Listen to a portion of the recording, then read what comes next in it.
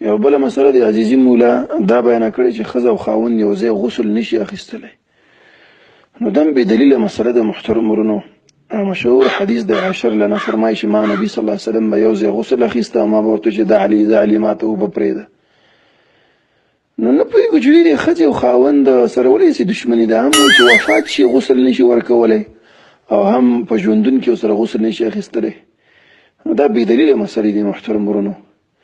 په مسند احمد کې حدیث نقل عائشة لنا سر خوږېده وایي وا رأسا سر مې نبي صلی الله علیه وسلم ورته وایي چې لو متي قبل لغسلتکی وکفنتکی، که چېرته ما نه مخکې مړه شوې زه به غسل درکړم او کفن به درکړم.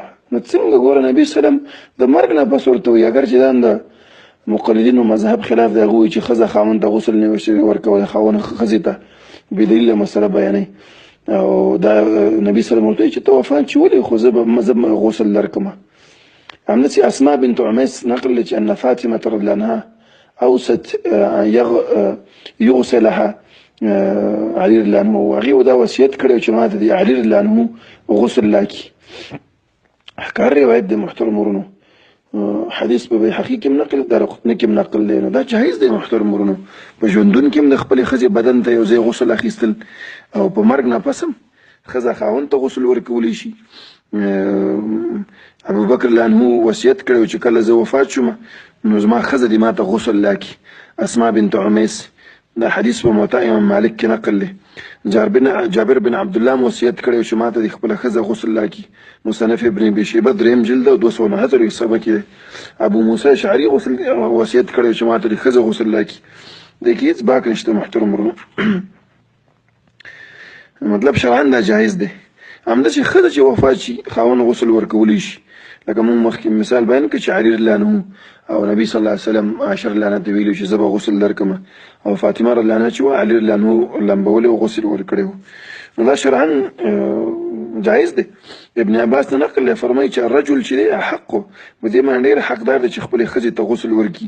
ابن ابي شیبه کې دا روایت نقل دی محترم ورونو. دا د بې دلیله مسلې دي چې تقلید د وجې نه خلکو منلي دي او بس اسې له ذهن دې طرف ته ورغلی دی. الحمد لله وحده والصلاة والسلام على من لا نبي بعده. چې کله ښځه وفات شي نو خاوند ورته غسل ورکولی شي که نشي ورکولی. په دې کې یو د امام ابو حنیفه رحمه الله رایه ده، د امام صاحب په مذهب باندې خاوند خپلې ښځې ته غسل بعد الوفات نشي ورکولی، او د نورو امامانو په نیز باندې خاوند خپلې ښځې ته د وفات نه وروسته غسل ورکولی شي. د دې نورو امامانو دپاره مشهور دلایل تقریبا 4 دي، لیکن په 4 واړو دلایلو اعتراضات دي، له دې وجې نه استدلال یې نه صحیح کېږي. یو استدلال د دوی دپاره د حضرت عایشې رضی الله عنها په حدیث باندې دی. د حضرت عایشې رضی الله عنها هم سر درد کولو او د رسول الله صلی الله علیه وسلم هم سر درد کولو. نو رسول الله صلی الله علیه وسلم حضرت عایشې رضی الله عنها ته وفرمیل چې ان مت قبلی فغسلتکی وکفنتکی، ای عایشې که ته زما نه مخکې وفات شوې نو زه به تا ته غسل درکم او تا ته به زه کفن درکم. نو وایي د دې نه معلومیږي چې خاوند خپلې ښځې ته غسل ورکولی شي د وفات نه وروسته. لیکن دا حدیث قابل د استدلال نه دی. یو خو د دې وجې نه چې دا د سر درد واقعه په صحیح البخاري کې ذکر شوې ده، لیکن دا زیادت پکې نه دی روایت کړی، او د دې وجه دا ده چې په دې زیادت کې ابن اسحاق متفرد دی، او بیا د ده عنعنه پکې ذکر شوې ده. اسحاق چې په کوم روایت کې ابن اسحاق چې په کوم روایت کې متفرد شي نو د هغه تفرد غیر صحیح وي، خصوصا چې کله په حدیث کې د ده عنعنه ذکر شي. نو یو پکې تفرد د ابن اسحاق دی او بل عنعنه د ابن اسحاق ده. دې د استدلال د قابلیت نه دا حدیث ویستلی دی. دویم دا ده چې که چېرته دا زیادت ثابت هم شي نو دا د احنافو د مذهب او د مسلک مخالف نه دی، ځکه غسلتو کې د دې 2 احتمال دي. یو دا ده چې غسلتو کې مباشرتا، دویم دا ده چې غسلتو کې تولیا. یعنی یو احتمال پکې دا دی چې حضرت علی په خپلو لاسونو مبارکو خپلې بیبي ته غسل رسول الله صلی الله علیه وسلم په خپلو لاسونو مبارکو خپلې بیبي ته غسل ورکي. دویم دا چې رسول الله صلی الله علیه وسلم په خپلو مبارکو لاسونو غسل ورنکي، بلکې صرف تولی د غسل وکي، طریقه د غسل بل چاته وښي او امر په غسل باندې وکي. نو اوس چې موږ د رسول الله صلی الله علیه وسلم په عاداتو کې نظر وکړو نو پیغمبر علیه السلام چېرته مړي ته غسل نه دی ورکړی. معلومیږي دا چې د غسلتو کې ترجمه دا نه ده چې زه به تا ته غسل در کوم مباشرتا په خپلو لاسونو باندې، بلکې د غسلتو کې معنا دا ده چې زه به تا ته غسل تولیاً در کوم، یعنی زه به متولی د غسل ګرځېږم، زه به امر کوم، طریقه د غسل به ورته ښیم. دویم دلیل د حضرت فاطمه رضی الله عنها د غسل واقعه ده چې غسل علی لفاطمه، حضرت علی رضی الله عنه خپل بیبي حضرت فاطمه رضی الله عنها ته غسل ورکړی دی. وګوره عزیزانو، د حضرت فاطمه د غسل په باره کې 4 قسمه روایت دي. یو روایت دا ده چې اغتسلت فی حیاتها، حضرت فاطمه رضی الله عنها په خپل ژوند کې خپل غسل کړو او بیا دا وصیت کړو چې زما د وفات نه وروسته معمول وڅوي. دا روایت زیلعی ذکر کړی دی. دویم روایت د حضرت فاطمه رضی الله عنها د غسل په باره کې دا دی چې حضرت فاطمه ته ملائکو غسل ورکړو، غسلته الملائکه. وګوره تذکرة خواص الامه لسبت ابن الجوزی. اکثر علما په دغه دوه روایتو اعتراض کوي. دو روایت نور دي. یو روایت هغه دا ده چې حضرت فاطمه رضی الله عنها ته ام ایمن غسل ورکړو. دا روایت سندن صحیح دی، قوي دی من حيث الروایه. دویم روایت څلورم روایت پکې دا ده چې غسلها علی و اسماء، دې دواړو ورته غسل ورکړو، حضرت علی او حضرت اسماء رضی الله عنهما دواړو ورته غسل ورکړو. او چې دې دواړو ورته غسل ورکړو نو په دې کې به 3 احتمال دي.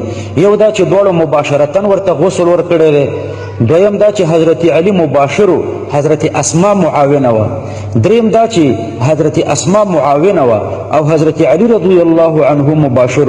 صحیح روایت دا ده چې غسل حضرت اسماء رضی الله عنها ورکولو او حضرت علی رضی الله عنه پکې معاونو او بی اچولی او نور کومک د غسل په باره کې ورسره کولو. د دې لپاره قرینه دا ده چې حضرت اسماء رضی الله تعالی عنها یوه ورځ حضرت فاطمه رضی الله عنها ته تابوت جوړ کړو. حضرت فاطمه رضی الله عنها د حضرت اسماء ته ذکر وکړو چې زنانه وفات شي او څادر ور باندې د پاسه پروت وي، نو دا څادر د بدن حکایت کوي، یعنی بدن ترې نخکاری، د بدن اندامونو حکایت ترې نه کوي. نو بیا حضرت اسماء ورته د تابوت شکل جوړ کړو. نو حضرت فاطمه ورته وصیت وکړو چې همداسې تابوت بیا ماته جوړ کړو، ماته بیا غسل هم ته راکړه. نو صحیح دا ده چې حضرت اسماء رضی الله عنها دا غسل ورکړی دی او حضرت علی رضی الله عنه پکې معاون دی. بهر تقدیر روایت پکې 4 دي.